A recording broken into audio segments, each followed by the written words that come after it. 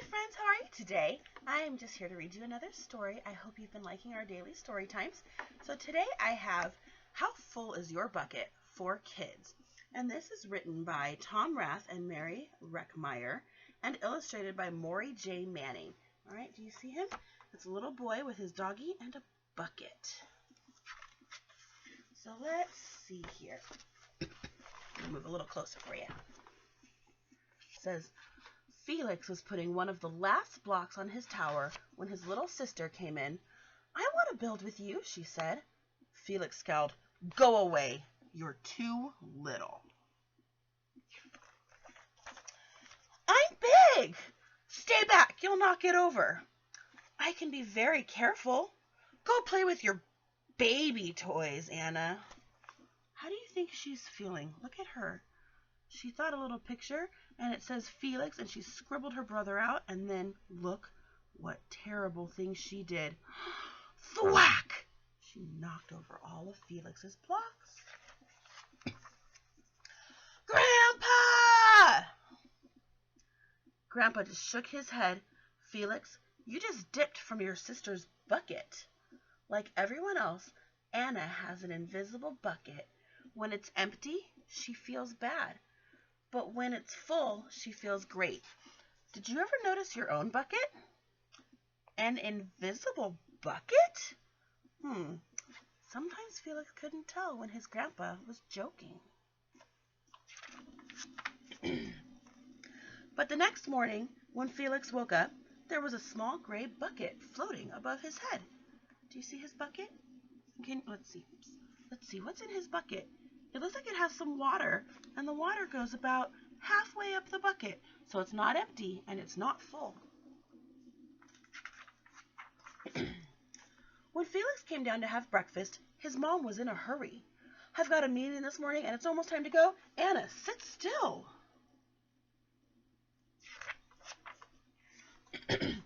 Felix slipped and choco wheat scattered across the floor.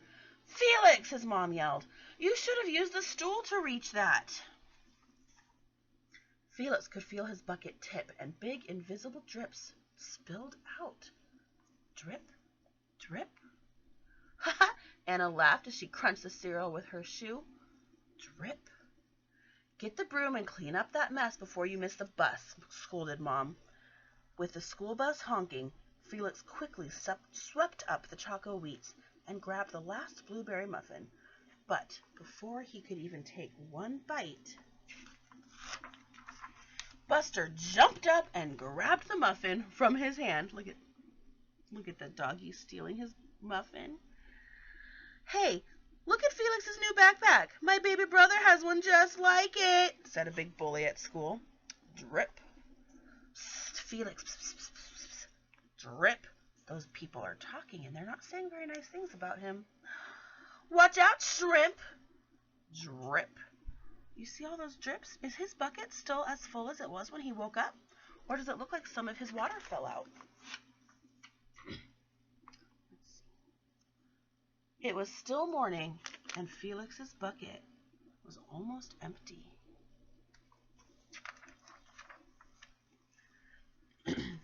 As he watched his classmates, As he watched his classmates walk into the room, he secretly hoped they would trip and fall.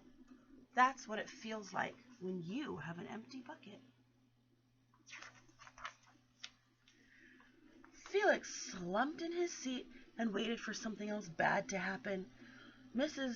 Bumblenickel walked slowly up to his desk and handed him a paper. He could barely look. Felix, you wrote a wonderful story. Would you please share it with the class? Felix grinned and felt a big drop land right inside his bucket. Drop. Drop, plop, plink, drop. The Gigantosaurus who wanted a pet by me, Felix. The class grew quiet. They laughed at all the right places and oohed and awed at the scary parts. When Felix finally read the end, everyone clapped. Even Emily, who sat next to him and didn't usually like dinosaurs. Felix felt a whole shower of drops land in his bucket. Maybe the day wouldn't be so bad after all. Do you see all those drops? His bucket's getting full again. And look, he shared lunch with a friend. Drop. Team captains today are Veronica and Felix. Drop. Nice cow. It's a dog. Well, nice colors, Felix. Cool laser ant backpack, Felix. So all these kids are saying nice things to Felix. And look, there's drops going into his bucket. By afternoon, Felix's bucket was nearly full. Look at all the buckets of the kids on their heads. At recess, when he looked around, Felix suddenly realized that his grandpa was right. Everyone else had a bucket too.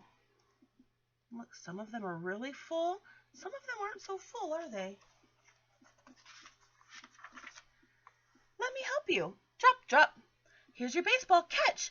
Thanks, dude. Drop, drop. Hi, I'm Felix. Is today your first day? Yes, I'm Amir. Drop, drop. The strange thing was that for every drop he helped put in someone else's bucket, he felt a drop go into his bucket too. When Felix burst through the door after school, he shouted, "You were right, Grandpa!" Excuse me. I do have a bucket, and I understand how it works.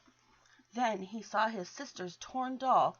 Bad dog, he almost scolded. But then he thought, you know what? Dogs might have buckets too. Your doll will be okay, said Felix. Mom will help fix her. And his sister says, wah. Until then, do you want to help me build the tallest building in the world? And so they did. And look at their buckets. Both of their buckets are nice and full. All right. I hope that you liked the story, How Full Is Your Bucket for Kids, written by Tom Rath and Mary Reckmeyer. And today I just want to tell you that everybody has a bucket. You can't see it, but it's kind of on your head, and it feels a little bit like it's in your heart. And when you say something mean, or when somebody says something mean to you, or if something bad happens, our bucket starts to get empty. But when we do nice things and we're good friends and good helpers, when we give lots of love to our family and friends, when we give hugs and cuddles, everybody's buckets get more and more full. So I want to remind you, boys and girls, let's try to help each other fill up our buckets, and let's not try to help each other empty them, because we like to be full and happy in our buckets and in our hearts. I love every one of you, and I hope you have a wonderful day. Bye-bye.